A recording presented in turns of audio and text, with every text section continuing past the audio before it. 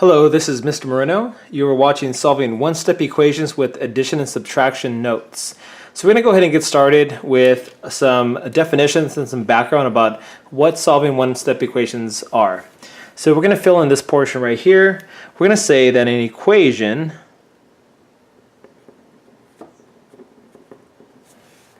is a mathematical sentence,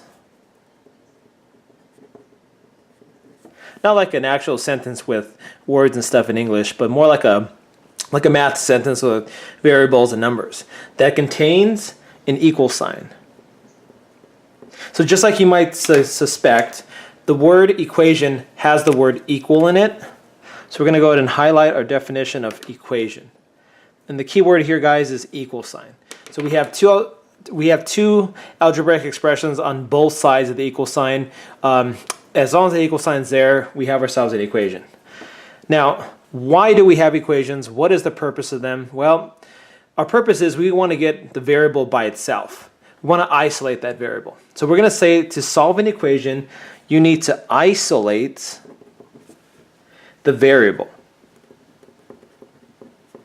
Now you might be wondering, well, what does the word isolate mean? Well, isolate means to basically separate, or to separate from a group, or to be by yourself, and that's what we're trying to do with our variable.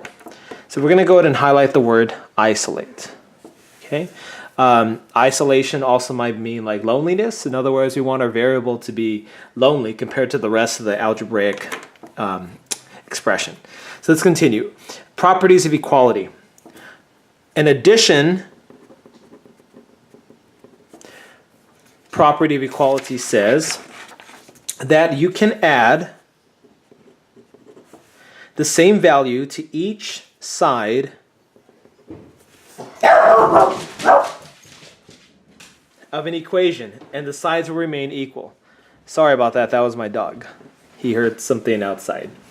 So, in other words, you can add the same value to each side of an equation, and the sides will remain equal. So, for example, if you add 5 to one side of the equation, you also have to add another 5 to the other side in order to balance it out. Same thing as if I added 10 to one side, I also have to add 10 to the other side in order to balance it out as well. There's another property that we have called the subtraction property of equality. And it says that you can subtract the same value from each side of an equation, and the sides will remain equal.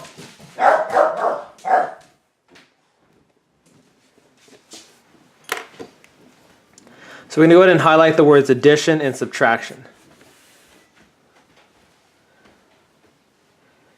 Okay, so we're going to see how to look at these properties in more in depth when we actually do some problems.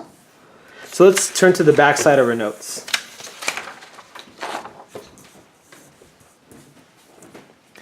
All right, so for these 5 problems, all I want you to do is simply copy what I have and listen to my explanation of how to solve these problems. So, directions. We want to solve for the missing variable, which in this case is x for number 1. So the first thing I want to do, I want to notice, well, what do we have here? We have an equal sign, we have a variable. So I know that I want to go ahead and try to solve to figure out what is x. That's our mystery number. At this point, we don't know what it is until we solve for it. So the first thing I want to do is I want to circle the variable of x to know that I want to get that variable by itself. Now, in order to get this variable by itself, I have to get rid of this minus 2. Now, the only way to do that would be to add 2 to both sides. Now, you might remember last year in 6th grade math, where your teacher showed you that something about a robber, you have to build a wall in order to prevent the robber from going over the wall. Well, that's what we're going to do. We're basically going to build a wall by the equal sign. Now, I want the variable to be by itself. I want to isolate it. Now, the only way to do that is to add 2 to both sides of the equation. So just if I was adding like weights to like a bench press, I would have to add 2 to this side and then add 2 to this side in order to make the equation balance. At this point, I can drop my x down. Negative 2 plus positive 2 gives me 0. Drop my equal sign down, and at this point, all I have is integer addition. I notice I have two different signs, a negative and a positive. Therefore, I subtract. 14 minus 2 is 12. And it's negative because I take the sign of the number furthest away from 0, which is negative 14. Now, I have x plus 0 equals to negative 12. According to our math rules, we don't have to put x plus 0. It's already assumed that we're adding 0 to this variable. So instead of saying that, I'm just going to say x equals to negative 12. Now, the cool thing about equations is that you can actually substitute your answer back into the original equation. And if it works, then we have our correct answer. So for example, if I plug negative 12 back into the variable, I have negative 12 minus 2, which gives me negative 14. So it checks out. We're good. Now let's look at problem number 2. Y minus 6 equals to 10. I notice that I have an equation because I have an equal sign. So let's go ahead and draw our wall. And let's circle our variable. I want to get y by itself. So let me go ahead and add 6 to both sides. Now notice, I'm actually doing the opposite here. So instead of subtracting 6 on both sides, I need to make sure that this becomes 0.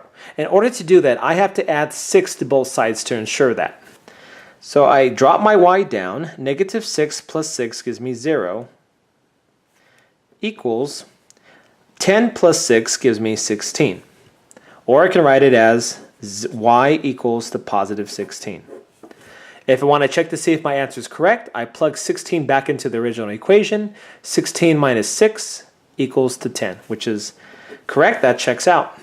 So as a reminder, I'm not just randomly adding a number to both sides. I'm making sure that what I'm adding is the opposite of what this number is on the side of the variable.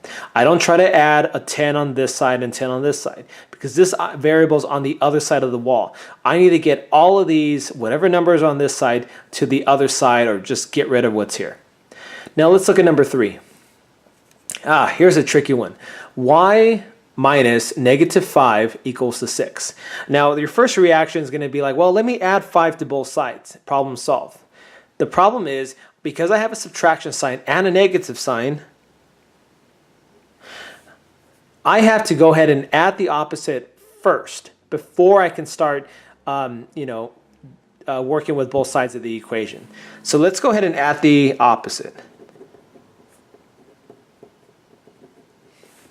So y stays the same.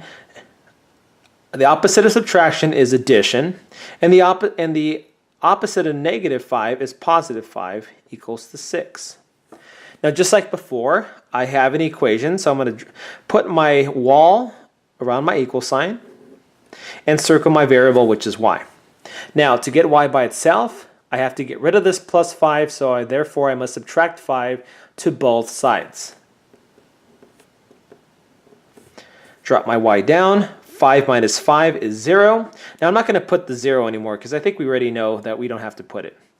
Equals 6 minus 5, which is 1. If I want to check my work, I plug 1 back into the equation. 1 minus negative 5 gives me positive 6. So that checks out. Let's move on to number 4. 10 equals to b plus negative 8. Now, looking at this problem, it might look a little funky. You notice that you have the variable now on the right-hand side of the equation, and then you have plus and then a negative here. Don't worry about it. It doesn't matter what side the variable is at. You still want to get the variable by itself. Therefore, whatever is on this side of the equation, you got to get rid of it. So let's go ahead and draw our wall around our equal sign. Let's circle our variable, and let's get b by itself. Now, the opposite of negative 8 is positive 8. So I'm going to add 8 to both sides to get rid of that negative 8. 10 plus 8 gives me 18 equals b. Negative 8 plus positive 8 gives me 0. Therefore, 18 equals to b. I can write it like this, or b equals to 18. Either or is perfectly fine. If I want to check my answer, I can plug that in back into the equation. 18 plus negative 8 is positive 10. Therefore, my answer checks out. Last but not least, before we get into our guided practice, we have negative 12 plus r equals to 8. All right, so I want to go ahead and put my wall around my equal sign and then circle my variable. Now, I want to go ahead and get r by itself. So to do that, I have to take the opposite of negative 12 and add that to both sides. So the opposite of subtracting 12 would be to add 12 to both sides. Negative 12 plus 12 gives me 0. I don't need to put that because we already know that we don't have to put the 0. So let's drop the r down. R equals 8 plus 12, which gives me 20. If I want to check my work, I can plug 20 back into the equation of r, the variable of r. Negative 12 plus 20 gives me positive 8. Therefore, it checks out. So hopefully you're able to listen to what I had to say and as far as how to solve these types of equations. As long as you know the basic foundation of how to solve them, it shouldn't be too difficult solving for our missing variable. Now, at this point, we're going to go ahead and do some guided practice problems. In this point of the video, what I would like for you guys to do is to pause the video and try your best to work out questions 1, 2, 3, 4, and 5, the best that you can. If you run into problems, you can go ahead and watch a little bit of the clips of the rest of the video of how to solve the problem, or you can go back, look at the notes that we just did, and try your best to work through it. It may not be perfect, you may not get all of them right, but just try your best with it. So at this point, please pause the video and click play again when you're ready to view the answers. Alright, so hopefully you worked out the questions. If you notice that the previous problems we just did were very similar to the problems that we're going to work out right now. So the first question is x minus 4 equals to negative 7. The first thing you should have done is draw a wall around your equal sign and then circle the variable. I want to get x by itself. So in order to do that, I have to get rid of the minus 4. So let's go ahead and add 4 to both sides to do so. I drop my x down. Negative 4 plus 4 is 0 equals negative 7 plus 4 is negative 3. Why? Different signs subtract. 7 minus 4 is 3. And then we choose the negative sign because the negative 7 is further away from 0 than positive 4.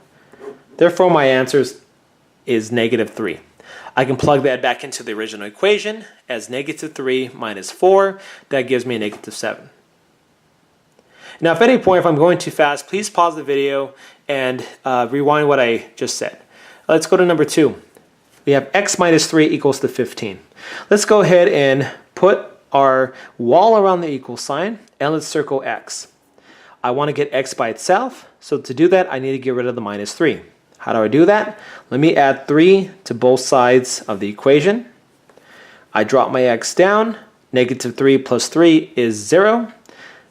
Bring my equal sign down. 15 plus 3 gives me 18. Simple. Plug the plug the 18 back into the original variable. 18 minus 3 is 15. And that checks out. Forgot to put a check mark here. That checked out as well.